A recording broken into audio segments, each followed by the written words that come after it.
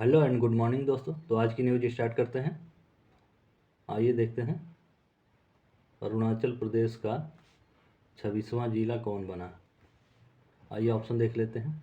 A option है Lohit, B option है केई पनियोर, सी ऑप्शन है अंजा और डी ऑप्शन है पूर्वी सियांग। आइए ऑप्शन देखते हैं कौन सा सही है। बी ऑप्शन सही है, केई पनियोर। अब आगे देख लेते हैं। इसकी स्थापना 15 फरवरी 2024 को अरुणाचल प्रदेश विधानसभा के ने केई पनियोर को 26वें जिले के रूप में स्थापित करने के लिए एक विधेयक पारित किया। अगला पॉइंट है, यह विधेयक 22 फरवरी 2024 को राज्यपाल द्वारा अनुमोदित किया गया था। अब आगे देखते हैं कहाँ है। यह जिला पूर्वी सियांग जिले से अलग होकर बनाया गया है। इसका मुख्यालय पनियोर में होगा। इसका महत्व क्या है? यह नया जिला इस क्षेत्र के विकास को गति देगा। अगला पॉइंट है, यह स्थानीय लोगों को बेहतर प्रशासनिक सेवाएं प्रदान करेगा। अगला पॉइंट है, यह क्षेत्र में पर्यटन को बढ़ावा देगा। अब आगे देखते हैं अदर इम्पोर्टेंट पॉइंट। यह नया जिला नीसी समुदाय के लोगों की मांग पर बनाया गया है। अगला पॉइंट है, इस जिले का नाम आदि जनजाति के प्रमुख केई पनियोर के नाम पर रखा गया है।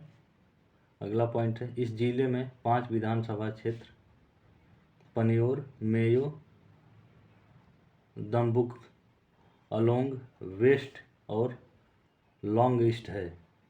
इस जिले की आबादी लगभग 1.2 लाख है। अब चुनौतियां जान लेते हैं। इस नए जिले के सामने बुनियादी ढांचे के विकास और प्रशासनिक क्षमता निर्माण जैसी कई चुनौतियां हैं। संभावनाएं देख लेते हैं। इस नए जिले में कृषि, पर्यटन और वानिकी जैसे क्षेत्रों में विकास की काफ़ी संभावनाएं हैं। अब आगे देखते हैं। अगली न्यूज़ है 2024 के नौसेना कमांडरों के सम्मेलन का पहला संस्करण कहाँ आयोजित किया जा रहा है। आइए ऑप्शन देख लेते हैं। ए ऑप्शन है विशाखापट्टनम, बी ऑप्शन है तिरुवनंतपुरम, सी ऑप्शन है मुंबई और डी ऑप्शन है कोलकाता। तो ऑप्शन इसमें सही है आपका विशाखापट्टनम, ए। अब आगे देख लेते हैं। इसका आयोजन 5 मार्च से 7 मार्च 2024 तक होगा। स्थान समुद्र और विशाखापट्टनम में। इसका प्रारूप है हाइब्रिड प्रारूप है, ऑनलाइन और ऑफलाइन दोनों मोड में होगा। इम्पोर्टेंट पॉइंट क्या है? ट्विन कैरियर ऑप्शन है इसमें। रक्षा मंत्री राजनाथ सिंह ने INS विक्रमादित्य और INS विक्रांत के साथ समुद्री युद्धाभ्यास देखा। समुद्री सुरक्षा सम्मेलन में हिंद महासागर क्षेत्र में समुद्री सुरक्षा खतरों का मुकाबला करने और क्षमताओं को बढ़ाने पर चर्चा हुई। अगला पॉइंट है आत्मनिर्भर भारत। स्वदेशी रक्षा प्रणालियों को बढ़ावा देने और आयात पर निर्भरता कम करने पर जोर दिया गया। रणनीतिक मुद्दे क्या थे इसके? क्षेत्रीय और वैश्विक सुरक्षा परिदृश्य, जलवायु परिवर्तन और समुद्री कानून जैसे रणनीतिक मुद्दों पर विचार और विमर्श करना। अगला पॉइंट है त्रिसेवा तालमेल। सेना, वायुसेना और नौसेना के बीच तालमेल और सहयोग को बढ़ाने पर ध्यान केंद्रित किया गया। अब आगे देखते हैं अदर इम्पोर्टेंट पॉइंट क्या है। सम्मेलन में भाग लेने वाले नौसेना के सभी कमांडर, रक्षा मंत्रालय के अधिकारी और अन्य वरिष्ठ अधिकारी थे। सम्मेलन का उद्देश्य क्या है? भारतीय नौसेना के भविष्य के कार्यक्रमों को आकार देना और राष्ट्रीय सुरक्षा को मजबूत करना है। इम्पोर्टेंट उदाहरण क्या है, एग्जाम्पल क्या है? रक्षा मंत्री राजनाथ सिंह, भारतीय नौसेना हिंद महासागर क्षेत्र में शांति और स्थिरता बनाए रखने में महत्वपूर्ण भूमिका निभाती है। अगला पॉइंट है नौसेना प्रमुख एडमिरल R हरिकुमार ने कहा कि भारतीय नौसेना आत्मनिर्भर भारत अभियान में योगदान के लिए प्रतिबद्ध है। अगला पॉइंट है इस सम्मेलन में चीफ ऑफ डिफेंस स्टाफ समेत भारतीय सेना और भारतीय वायुसेना के प्रमुख भी हिस्सा लेंगे। अब आगे देखते हैं। अगली न्यूज़ है किस राज्य ने भारत का पहला सरकार समर्थित OTT प्लेटफॉर्म लॉन्च किया? आइए देखते हैं कौन सा ऑप्शन सही है। ऑप्शन देख लेते हैं पहले। ए ऑप्शन है तमिलनाडु, बी ऑप्शन है कर्नाटक, सी ऑप्शन है आंध्र प्रदेश और डी ऑप्शन है केरल। तो ऑप्शन इसमें सही है आपका ए, तमिलनाडु। अब आगे जान लेते हैं। ऑप्शन ए नहीं सही, ऑप्शन डी सही है, केरल। अब आगे देख लेते हैं। इसका नाम है सी स्पेस, लॉन्च किया गया 7 मार्च 2024 को। इसका उद्देश्य क्या है? मलयालम फिल्मों और अन्य क्षेत्रीय सामग्री को बढ़ावा देना। अगला पॉइंट है दर्शकों को किफ़ायती दरों पर उच्च गुणवत्ता वाला मनोरंजन प्रदान करना। अगला पॉइंट है फिल्म निर्माताओं और कलाकारों के लिए एक नया मंच प्रदान करना। इसकी विशेषताएं क्या हैं? 42 फिल्मों का प्रारंभिक चयन, जिनमें 35 फीचर फिल्में, 6 डॉक्यूमेंट्री और 1 शॉर्ट फिल्म शामिल है। अगला पॉइंट है मलयालम फिल्मों के अलावा अन्य भाषाओं की फिल्म और शो भी उपलब्ध होंगे। सदस्यता शुल्क 75 रुपये प्रतिमाह है। आगे देखते हैं। विभिन्न उपकरणों पर उपलब्ध जैसे smartphone, tablet, smart TV, laptop हैं। अन्य अदर पॉइंट क्या है? यह प्लेटफॉर्म केरल राज्य फिल्म विकास निगम द्वारा संचालित किया जाएगा। सरकार का लक्ष्य इसे एक राष्ट्रीय स्तर का प्लेटफॉर्म बनाना है। इस पहल के संभावित लाभ क्या हैं? मलयालम फिल्म उद्योग को बढ़ावा देना, दर्शकों को अधिक विकल्प प्रदान करना, फिल्म निर्माताओं और कलाकारों के लिए आय का एक नया स्रोत प्रदान करना। इसकी आलोचना क्या है? कुछ लोगों का कहना है कि यह प्लेटफॉर्म मौजूदा OTT प्लेटफॉर्म के लिए प्रतिस्पर्धा पैदा करेगा। अब आगे देखते हैं। अन्य लोगों का कहना है कि सरकार को इस क्षेत्र में निवेश करने के बजाय अन्य महत्वपूर्ण मुद्दों पर ध्यान देना चाहिए। निष्कर्ष क्या हो सकता है इसका? केरल सरकार द्वारा लॉन्च किया गया यह OTT प्लेटफॉर्म एक महत्वाकांक्षी पहल है। अगला पॉइंट है यह मलयालम फिल्म उद्योग को बढ़ावा देने और दर्शकों को किफ़ायती दरों पर उच्च गुणवत्ता वाला मनोरंजन प्रदान करने में महत्वपूर्ण भूमिका निभा सकता है। अब आगे देखते हैं।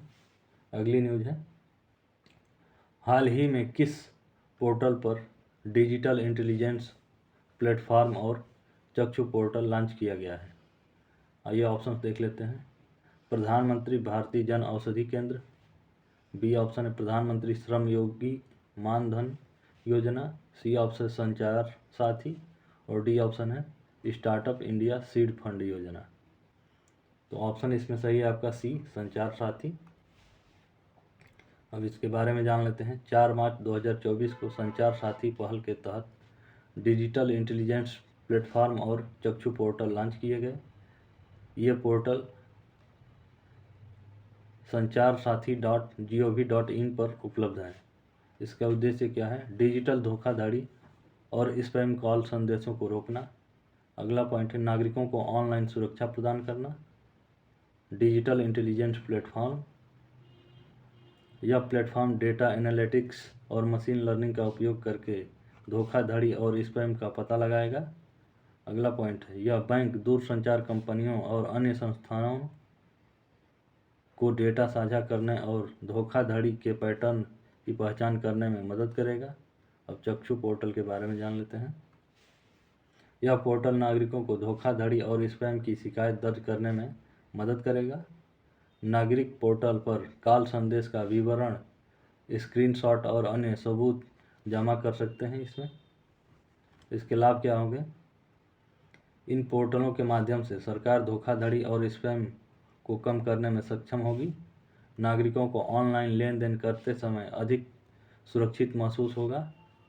अदर इम्पोर्टेंट पॉइंट हैं डिजिटल इंटेलिजेंस प्लेटफॉर्म को भारतीय संचार नियामक प्राधिकरण द्वारा विकसित किया गया है। अगला पॉइंट है चक्षु पोर्टल को डिजिटल इंडिया कॉरपोरेशन द्वारा विकसित किया गया है।